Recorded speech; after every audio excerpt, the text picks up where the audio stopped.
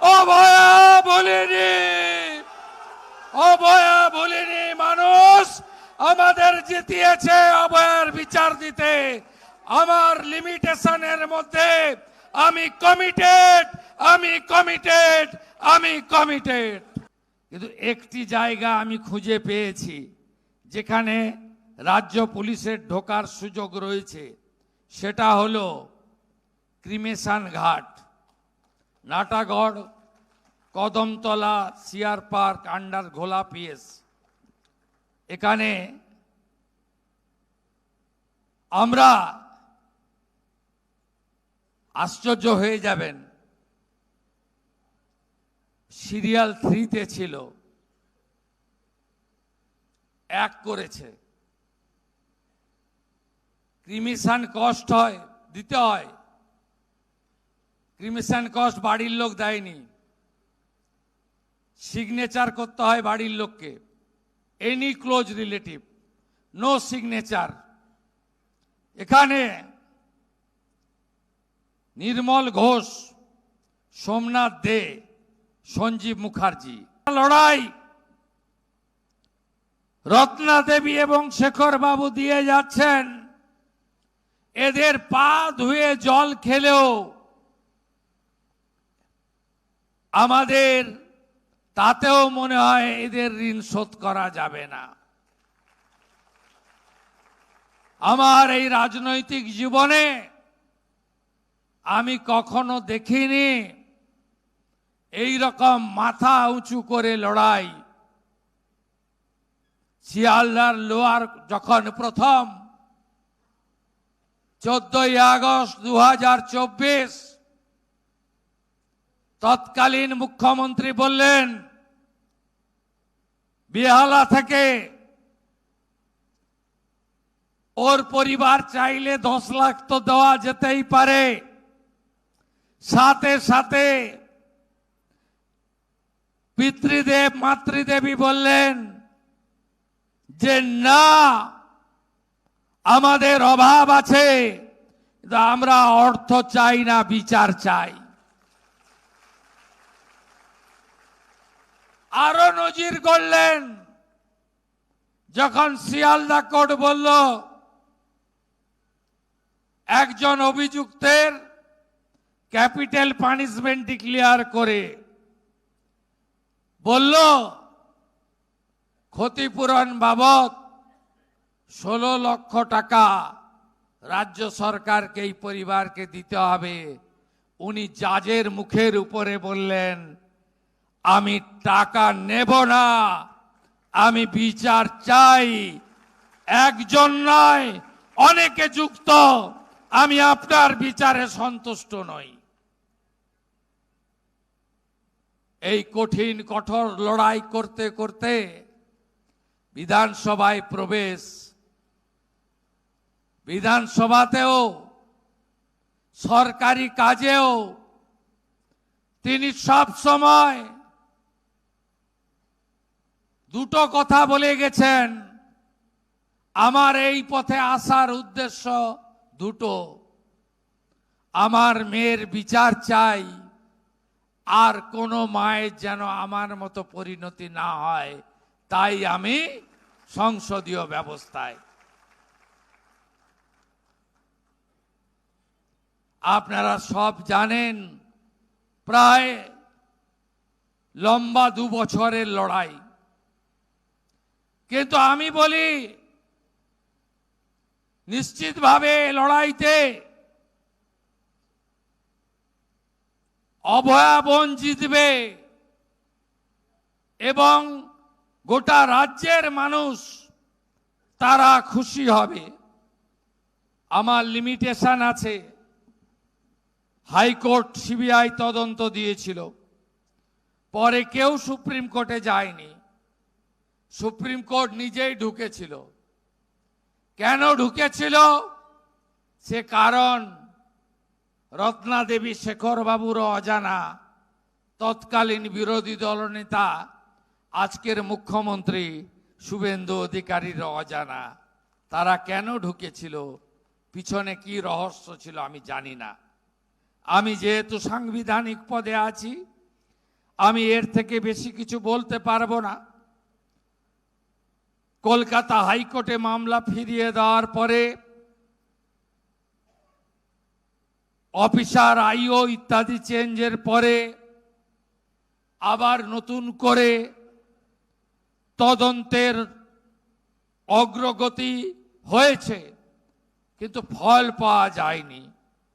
সে বিশ্বাস তার পরিবারেরও আছে, আমারও আছে। যেহেতু কোর্ট মনিটরিং, তাই এর থেকে বেশি কথা রাজ্যের সাংবিধানিক প্রধানের বলা উচিত নয়। আমরা সরকার থেকে কি কি করেছি, পুলিশ এই মামলাকে ঠিকমতো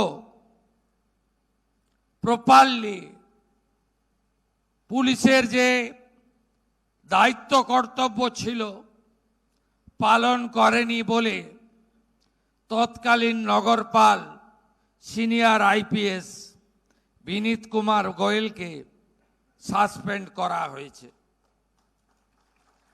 ডেটেড 15ই মে। কার কথায় কিভাবে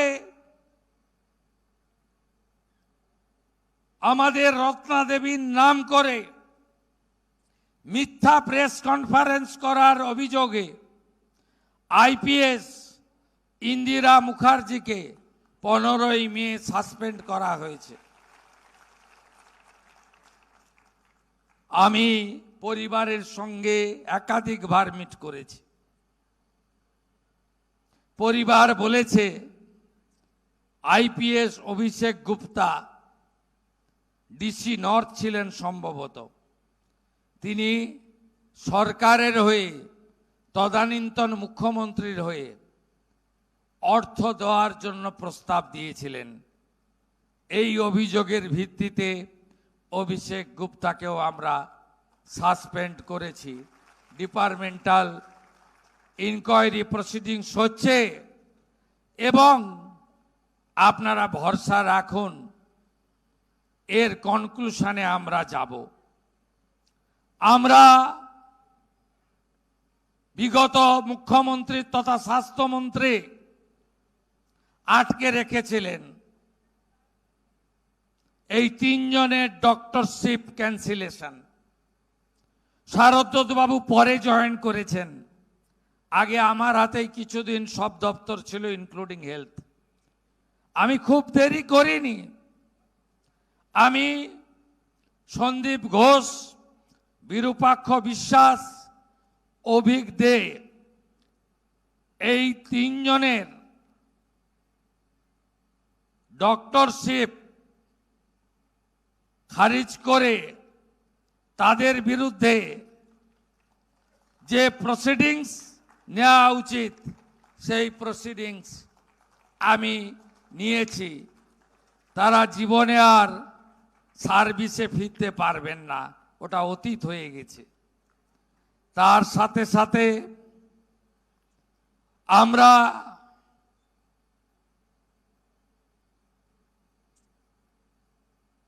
করাপশন আরজিকর কলেজ নিয়ে ইডি এবং সিবিআই যে তদন্ত করছিল, এদের বিরুদ্ধে চার্জশিট দেওয়ার জন্য, যেহেতু এরা রাজ্য সরকারের স্টাফ, নিয়মে আছে রাজ্য সরকারকে এনওসি দিতে হয়, সেই এনওসিও আমরা দিয়েছি সিবিআই ইডিকে, যাতে এদের বিরুদ্ধে চার্জশিট তারা দিতে পারেন, যেটা 1.5 বছর আগের মুখ্যমন্ত্রী আটকে রেখেছিলেন। শুধু তাই নয়, আমি মাননীয়া রত্না দেবীর একটি আবেদন বলবো না, একটি চিঠি পেয়েছি। তিনি নতুন মুখ্যমন্ত্রীর কাছে পুনর্তদন্তের জন্য আমাকে একটা চিঠি দিয়েছেন। যেহেতু হাইকোর্ট সুপ্রিম কোর্টের ডাইরেকশনে কোর্ট মনিটরিং সিবিআই চলছে, তাই আমি মুখ্য সচিব সহ আমাদের সব এক্সপার্টদের সঙ্গে আলোচনা করে 1952 সালে স্পেশাল কমিশন অ্যাক্ট তার আওতায় উনার চিঠির পরিপ্রেক্ষিতে পুনর্তদন্তের ঘোষণা আজকে করে গেলাম। তার সাথে সাথে একটি জায়গাতে সিবিআই ইনভেস্টিগেশন করার স্কোপ নেই। ব্রুটালি রেপ অ্যান্ড মার্ডার 14ই আগস্ট 2024 পরিকল্পিত আরজি করে ভাঙচুর আর আরজি করে ফাইন্যান্সিয়াল করাপশন, এই তিনটি বিষয় সিবিআইকে কোর্ট দিয়ে রেখেছে। রাজ্য পুলিশের ঢোকার সুযোগ নেই। কিন্তু একটি জায়গা আমি খুঁজে পেয়েছি যেখানে রাজ্য পুলিশের ঢোকার সুযোগ রয়েছে, সেটা হলো ক্রিমেশন ঘাট, Natagarh, Kadamtala, CR park, under ঘোলা পিএস। এখানে আমরা আশ্চর্য হয়ে যাবেন, সিরিয়াল 3-তে ছিল, 1 করেছে। ক্রিমিশন কস্ট দিতে হয়, ক্রিমিশন কস্ট বাড়ির লোক দেয়নি, সিগনেচার করতে হয় বাড়ির লোককে, any close relative, no signature. এখানে নির্মল ঘোষ, সোমনাথ দে, সঞ্জীব মুখার্জি,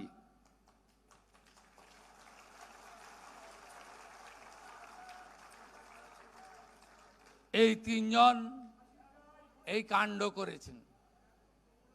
আমি সিপি আছে, সিপি ব্যারাকপুর হেয়ার, এটাতে সিবিআই নেই। Please start new case and take appropriate action.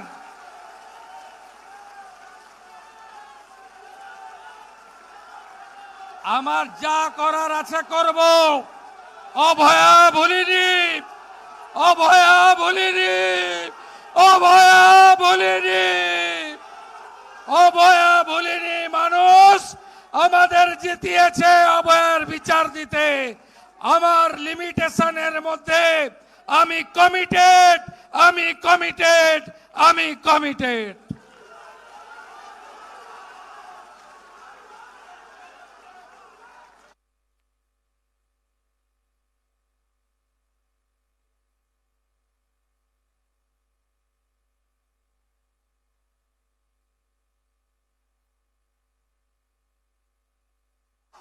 অভয় দাদা শুভেন্দুদা জিন্দাবাদ, অভয় দাদা শুভেন্দুদা জিন্দাবাদ। মায়ের সঙ্গে দাদার সঙ্গে আমাদের লড়াই চলছে, চলবে।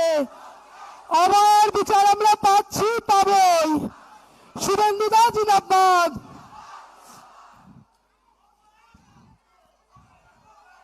অভয়ার রক্ত, ভারত মাতা কি। আজকে 9ই আগস্ট একটা শেষ আর একটা শুরু। সেই শেষ আর শুরুর সন্ধিক্ষণে দাঁড়িয়ে আমরা অভয়ার নামকে, অভয়ার প্রতিকৃতিকে, অভয়ার মাকে, অভয়ার বাবাকে এবং অভয়ার দাদার উপস্থিতিতে আগামী দিন অভয়ার স্বপ্ন পূরণ এবং অভয়াদের পাশে আমাদের মাননীয় মুখ্যমন্ত্রী আছেন, এই সংকল্প নিয়ে এই জায়গা থেকে সত্যিকারের পশ্চিমবঙ্গে আজকের ভরসাহীন। আজ পশ্চিমবঙ্গ বারবার ভাবে শুভেন্দুদা আর কিছুদিন আগে যদি ক্ষমতায় থাকতো, অভয়া আমাদের মধ্যে থাকতো। কাকিমা সব সময় বলেন অভয়া আমাদের মধ্যে থাকতো। আমরা আমাদের ডক্টর অভয়া দেবনাথের আজকের স্মৃতি দিবসে 1 মিনিট নীরবতা পালনের মাধ্যমে শেষ আর শুরুর সন্ধিক্ষণকে আপাতত সমাপ্তি ঘোষণা করব।